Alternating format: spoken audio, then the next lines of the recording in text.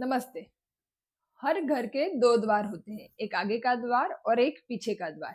बहुत समय से हमारी एक परंपरा थी कि जब भी घर में हमारे घर की कोई भी व्यक्ति प्रवेश करती थी तो वो ज्यादातर पीछे के द्वार से आते थे। और जब वो पीछे के द्वार से आते थे तो बीच में एक पैर धोने की एक जगह या फिर चौकड़ी रहती थी और उसमें हम हमारे पैर बहुत ही अच्छी तरह धो के ही हम हमारे घर में प्रवेश करते थे। कभी कभी पैर के साथ हम हमारे हाथ, पैर, मुंह सबका अच्छे से प्रक्षालन करने के बाद ही घर में प्रवेश करते थे।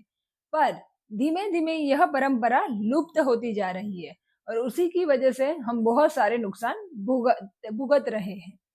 जिस तरह मैंने कहा कि घर के दो द्वार होते हैं, इसी तरह हमारे शरीर के भी कई द्वार बताए गए हैं, जैसे कि नाक, मुख, नेत्र, योनि, गुदा और एक पैर यानी कि पाद। यहाँ एक शब्द मैंने उपयोग किया है पाद प्रक्षालन, जिसमें पाद का अर्थ होता है पैर और प्रक्षालन का अर्थ होता है धोना। तो पाद प्रक्षालन यानी कि पैरों के धोने से हमारे शरीर में क्या क्या फायदे मिलते हैं। तो महर्षि चरक जी कुछ इस तरह बताते हैं कि पाद प्रक्षालन करने से मेध्यम यानी कि वह हमारे लिए बुद्धिवर्धक होता है।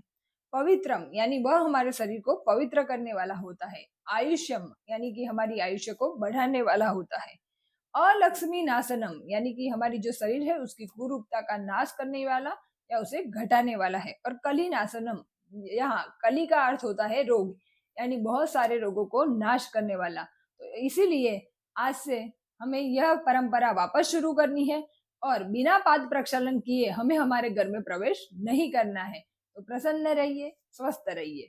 जय धन्वंतरी।